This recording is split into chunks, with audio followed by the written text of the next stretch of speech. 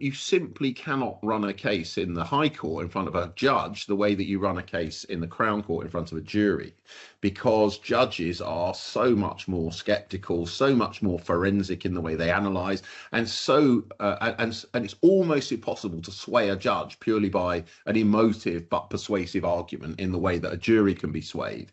And of course, there's all sorts of other dynamics, such as that in a jury trial there are 12 judges, in effect, 12 jurors who are trying the case, and in a judge-only case there's only one. So it's a kind of all or nothing. Whereas in a jury trial, if you persuade 3, there can't be a guilty verdict. So you only need to persuade 25% of the jurors to your side of the argument, and you can't lose, because that you need at least 10 to agree for a verdict. And so, without giving away any of your trade secrets, have you any kind of special techniques or things that you've built up over the years that you do for your jury trials that you think helps you? Ignore the law completely. I think that's really important, because I don't mean that in a literal sense, but what I mean is that jurors are, of course, they're used to watching courtroom scenes, but they're used to watching them on the television or in movies rather than in real life.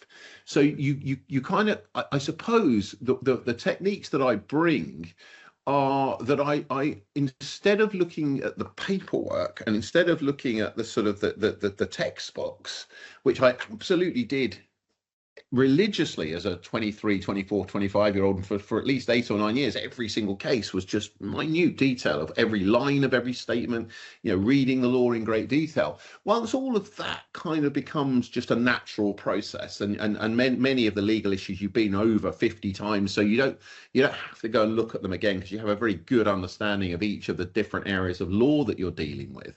All it becomes about is you become a student of psychology. And so what I do is I think about what will the jury respond to? What will they respond to? An emotional argument? Will they respond to a compassionate argument? Will they respond to an argument based on common sense? I tell stories to juries that they can relate to, and I say things like, we've all had that experience of walking down the street and we see someone across the road that we recognise, and we wave and we go hello, and then they come a bit closer and it's not the right person.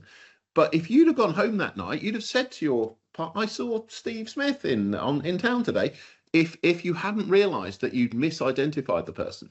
So if I have a technique, it's to use relatable sort of stories, which are always true. I never make them up. I mean, I've been accused of making them up, but I never make them up. I tell relatable stories, which from my own life and situations and events that have happened, which are metaphorical for whatever the issue is in the case. And I found that to be a very persuasive and powerful advocacy technique, because it's really difficult to kind of push back against the points that I've just kind of been summarizing for you about identification, because we all know that they're right and they do happen.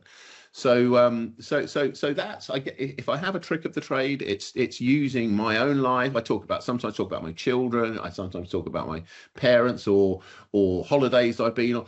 Just if there's some event that's I remember talking once in a fraud trial about working in the chip shop when I was at sixth form, and there was a whole story about it. It went on for 20 minutes, and at the end of it, I explained what the significance was, and the trial was a huge fraud trial. My client was a commercial bank director, and it had nothing to do with working in the chip shop. But I knew that the jury would understand what I was talking about in relation to working in the chip shop and apply it to working in another environment, to simplify and to give a sort of a really simple metaphor, which is real. But it's a big part of a high profile case is the public perception of the case.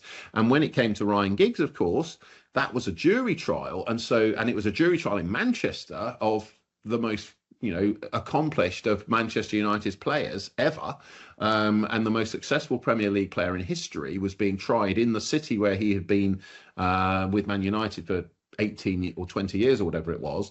And that was, as you can imagine, a very, very different prospect to doing a trial at Westminster Magistrates, where there's a district judge and where the courtroom's quite small and where there's only so much room for the press and where there's no jury.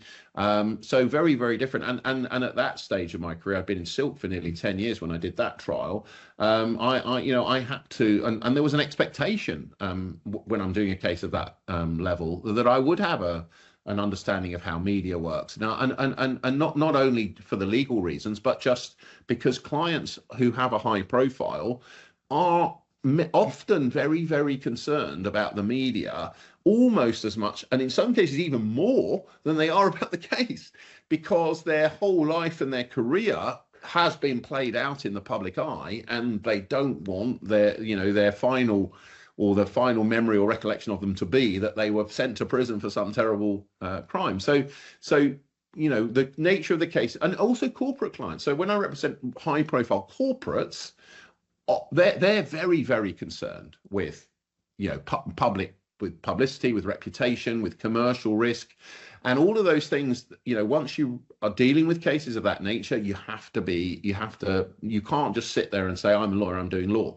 You have to say, I'm leading a team and I'm leading on behalf of a client who has lots of objectives, of which winning the case is the most important, but there are others, and we need to respect those and work on those as well. And that's something that I think over time I've just become accustomed to doing, because almost every case I do it's reported in the media in some way, shape or form. Some very extensively, like Ryan Giggs, others less so, like corporate clients where the company might be very well known, but the case is quite technical, and so they get almost no publicity, but that publicity which they do get is potentially very damaging to the corporation and its reputation.